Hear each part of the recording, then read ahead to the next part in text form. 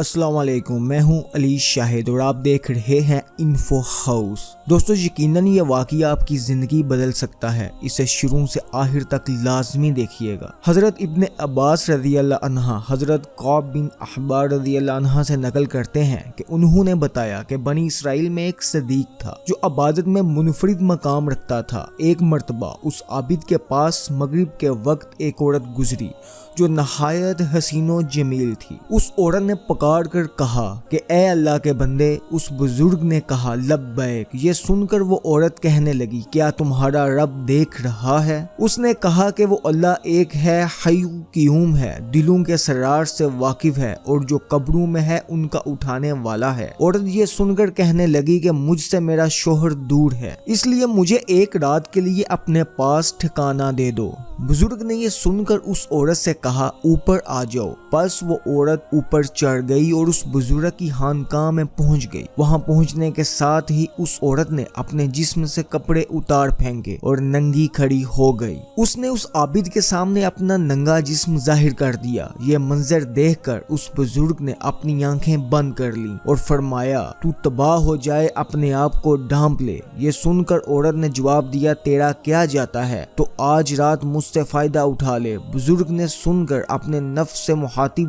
ہو کر کہا کہ اے نفس تو کیا چاہتا ہے؟ نفس کہنے لگا اللہ کی قسم میں تو فائدہ اٹھاؤں گا۔ یہ سن کر بزرگ نفس سے مخاطب ہو کر کہنے لگا تو تباہ ہو جائے، کیا تو کھنڈ کے دوزخ کے کپڑے مانگتا ہے، آگ کے پاٹ مانگتا ہے، میری عرصہ کی عبادت ضائع کرنا چاہتا ہے؟ پھر کہنے لگا ہاں، زانی کی بخشش نہیں اور اس کا عذاب مٹنے کو نہیں، میں ڈرتا ہوں کہ اللہ تعالیٰ تجھ پر ایسا ناراض ہو کہ پھر کبھی راضی نہ ہو۔ لیکن اس بزرگ کے نفس نے اس کو اس عورت کے متعلق خوب بہکایا تو بزرگ نے نفس سے مخاطب ہو کر کہا میں تیرے سامنے دنیا کی چھوٹی آگ پیش کرتا ہوں، اگر تو اس کو برداشت کر گیا تو اس رات اس لڑکی سے نفع حاصل کر لوں گا۔ حضرت کعب بن احبار رضی اللہ تعالیٰ عنہ فرماتے ہیں کہ اس بزرگ نے یہ کہنے کے بعد دیے کو تیل سے بھر دیا۔ دیا بتی جل رہی تھی لیکن اس بزرگ کے ہاتھ کو نہیں جلاتی تھی۔ دیکھ کر بزرگ کہنے لگے تجھے کیا ہے، جلاتی کیوں نہیں؟ تو بتی اس کا انگوٹھا کھا گئی، یعنی جل گیا، پھر اس کی انگلیاں کھا گئی، پھر اس کا ہاتھ کھا گئی۔ یہ منظر دیکھ کر عورت نے زوردار چیخ ماری اور دنیا سے کوچ کر گئی۔ پھر اس بزرگ نے اس عورت کے جسم کو اس کے کپڑے سے ڈھانپ دیا۔ جب صبح ہوئی تو ابلیس لعین نے چیخ کر کہا اے لوگو کہ فلاں بیٹی سے فلاں عابد شخص نے زنا کیا ہے اور زنا کرنے کے بعد اس کو قتل کر دیا ہے۔ چنانچہ یہ خبر جب بادشاہ تک پہنچی تو بادشاہ اپنا لشکر اور رعایا کے ساتھ سوار ہوا اور عبادت خانے تک پہنچ گیا جہاں وہ راہب عبادت کیا کرتا تھا۔ وہاں پہنچ کر بادشاہ زور سے چیخا۔ عابد نے جواب دیا۔ بادشاہ نے عابد سے پوچھا کہ فلاں کی بیٹی فلاں کہاں ہے؟ عابد نے کہا یہیں پہ میرے پاس موجود ہے۔ بادشاہ یہ سن کر عابد سے کہنے لگا اس سے کہو کہ وہ میرے پاس آئے۔ بزرگ نے کہا کہ وہ مر چکی ہے۔ یہ سن کر بادشاہ کہنے لگا کیونکہ وہ زنا کے لیے رضامند نہیں ہوئی حتیٰ کہ تو نے ایک جان کو قتل کر دیا جس کو اللہ نے حرام قرار دیا ہے۔ پھر بادشاہ نے غضبناک ہو کر اس عابد کی گردن پر زنجیر ڈالی اور اسے گھسیٹنے لگا۔ عورت کی لاش کو وہاں سے اٹھا دیا گیا، عبادت خانے کو گرا دیا گیا۔ اس وقت کے لوگوں کا دستور تھا کہ زانی کو آڑے کے ساتھ چیر دیا کرتے تھے۔ عابد کا ہاتھ اور رات کے واقعے میں جل گیا تھا۔ اسے عابد نے ہاتھ کی آستین میں چھپایا ہوا تھا اور وہ اب بھی واقعہ حقیقت کسی کو نہیں بتا رہا تھا۔ چنانچہ آڑے کو عابد کے سر پر رکھا اور جلادوں کو حکم دیا گیا کہ آڑا چلا دو۔ چنانچہ حکم ملتے ہی جلادوں نے تمیل کی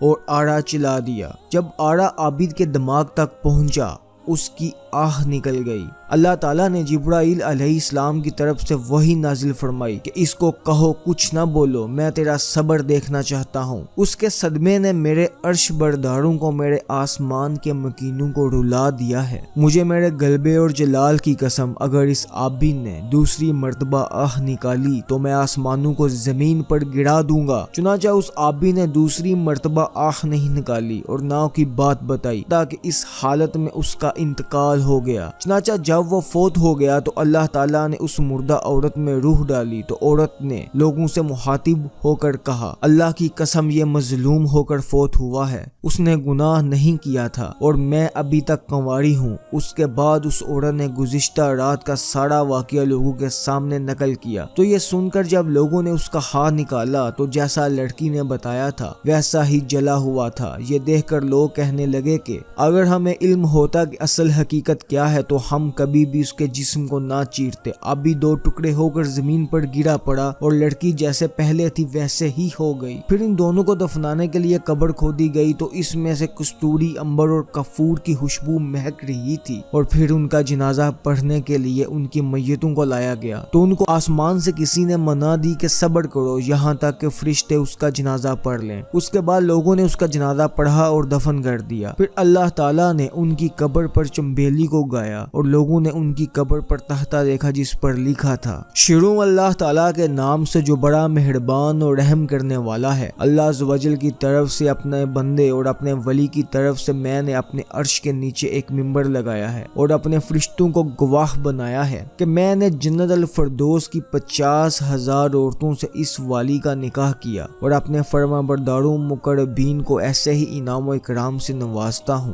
سبحان اللہ، اس واقعے کو پڑھ کر ایمان تازہ ہو جاتا ہے کہ اللہ تعالیٰ اپنے بندوں پر کتنا انعام فرما کر اس کی اتباع کرتا ہے۔ اللہ پاک ہم سب کو زنا سے بچنے کی توفیق عطا فرمائے، آمین یا رب العالمین۔ دوستو یہ زندگی چھوٹی سی ہے اور اس چھوٹی سی زندگی میں ہمیں شیطان بہکانے کا کام کرتا ہے، لیکن اصل میں جہاد بن نفس ہے، اور جو لوگ اپنے اس جہاد میں کامیاب ہو جاتے ہیں تو یقیناً آخرت میں بھی ان کے لیے بہت بڑی کامیابیاں ہوں گی۔ آج کے لیے اتنا ہی، اللہ نگہبان۔